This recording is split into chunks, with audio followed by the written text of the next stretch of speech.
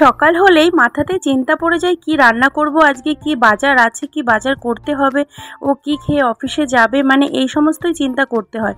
কিন্তু আজকে সকালে ঘুম থেকে উঠে একদম মনটা খারাপ হয়ে গেল। হ্যাঁ, এত সবজি এত মাছ কিনে এনেছে ঠিকই, তবুও আমার মনটা খারাপ। কেন জানো তো, আজ অহিন বাবু চলে যাচ্ছে ভোটের ডিউটিতে।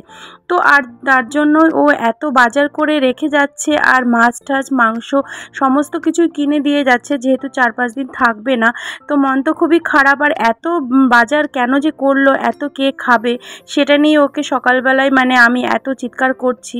তো যাই হোক, সমস্ত বাজার টাজার নিয়ে এসেছে, তার মধ্যে যে সমস্ত খাবারগুলো ও বেশি ভালো খায়, তো সেগুলোই আমি এখন কাটাকুটি করতে বসে গেছি। দেখো, কলমি শাক দেখতেই পাচ্ছ, আর উচ্ছে আলু কেটে নিয়েছি, ওর প্রিয় খাবার উচ্ছে তরকারি মাছ দিয়ে। তো সেটাও আজকে করব, কলমি শাকের ঘন্ট করব মাছের মাথা দিয়ে, আর একটু কুমড়ো দিয়ে আলু দিয়ে মাছের তরকারি করব। আর চাটনি তো আমার কড়াই আছে।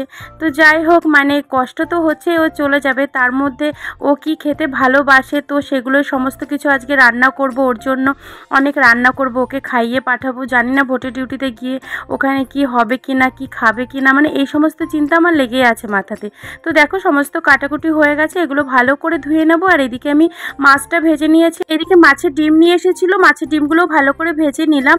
আর প্রায় 1.5 কিলো মতো মাছ এনেছে, অনেক মাছ আমি রেখে দিয়েছি ফ্রিজে, যেহেতু 3-4 দিন থাকবে না, তো তার জন্যই ও এনেছে, যাতে আমার বাজার টাজার না যাওয়া লাগে। তার মধ্যেও দেখবে অনেক বাজার করে ফেলেছি আমি, এটাই। আর ওর আসার আগে তো আরও বাজার করব, ও কি খাবে কি না সেগুলোও ভালো করে রান্নাবান্না করে রাখবো যেদিন আসবে। তো এদিকে যাই হোক, তোমাদের সঙ্গে গল্প করতে করতে দেখো আমি উচ্ছে আলু তরকারিটা চাপিয়ে দিয়েছি, আর এদিকে আমি কুমড়ো দিয়ে আলু দিয়ে মাছের তরকারিটাও চাপিয়ে দিয়েছি। দুদিকে রান্নাটা চাপিয়ে দিয়েছি, ঝটপট করে রান্নাটা করছি, যেহেতু খেয়ে টেয়ে আবার বেরিয়ে যাবে। আর অহিন যেহেতু সিম্পল তরকারি খেতে খুব ভালোবাসে, তো সেটাই আমি করছি। রান্নাটা মনে হচ্ছে সবসময় কঠিন।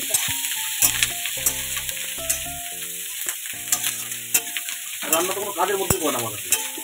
ভালো রান্না দাদু নি ভাবছি একটা হোটেল খুলবো, তার জন্য পুরো বয়সে একটা রেস্টুরেন্ট খুলবো, বুঝলে। তোমার কাছে রান্নাটা কিছু কষ্টের ব্যাপার না, ভালোই দেখা যাচ্ছে। খাও খাও, প্রোটিন চোর।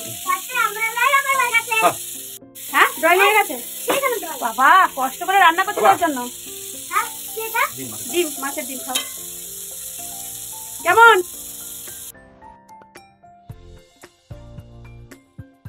আমি দেখো একদম রান্না করতে করতে পুরো ভিজে গেছি, গরমে একদম নাজেহাল অবস্থা। তো দেখো, উচ্ছে আলু তরকারির মধ্যে মাছের ডিমগুলো দিয়ে দিলাম, আর 3 পিস মাছ দিয়ে দিয়েছি। আর যেহেতু মানে মাছের ডিমটাও খাবার জন্য এনেছিল, তো উচ্ছে আলু তরকারিতে মাছের ডিম দিলে কিন্তু খুব টেস্ট লাগে, তার সঙ্গে মাছও দিয়ে দিয়েছি। এদিকে কুমড়োর তরকারিতেও মাছের ডিম একটু দিয়ে দিলাম, আর 3 পিস মাছ দিয়ে দিলাম। তো এইভাবেই সিম্পল তরকারিটা করেছি। আর অহিনের সত্যি খুব মানে প্রিয়, আর আমারও খেতে খুব ভালো লাগে। আমরা তো বেশিরভাগ টাইমে সিম্পল তরকারি খাই, তার জন্য কিন্তু সত্যি শরীরটা একদম সুস্থ আছে। আর এই যে দেখো, পুরো রান্না একদম রেডি হয়ে গেছে। এখন একটু কলমি শাক ঘন্ট করব মাছের মাথা দিয়ে। তো ওর যেহেতু লেট হয়ে যাচ্ছে, ও বলছে যে আমার খুব লেট হয়ে যাচ্ছে, তো ওকে খেতে বসিয়ে দিয়েছি। এদিকে আমার কলমি শাক ঘন্টটা প্রায় রেডি হয়ে গেছে, আর ওরা খেতেও বসে পড়েছে দেখো। আর এই যে ওদেরকে ভাত বেড়ে দিচ্ছি এখন। আর হানি আজকেও বলছে পাপার সঙ্গে মাম্মা আমি একা একাই খাবো। দেখো, তো দুজনাকে আমি ভাত বেড়ে দিলাম, আর কলমি শাক ঘন্টটাও হয়ে গেছে, তো ওদের একটু এনে দিয়ে দিলাম। দেখো, হানি একা একাই মেখে খাচ্ছে। কি দিয়ে খাচ্ছ বলো তো? বাবা, কত কিছু তরকারি।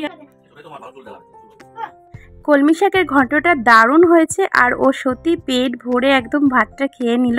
আর বলছে সত্যি বাড়ি থেকে এত শান্তি করে আমি খেয়ে যাচ্ছি, আর মানে ওখানে গিয়ে জানি না কি হবে। যাই হোক, ও সুস্থভাবে ফিরে আসুক বাড়িতে, এটুকুই চাইবো ভগবানের কাছে, আর কিচ্ছু চাই না।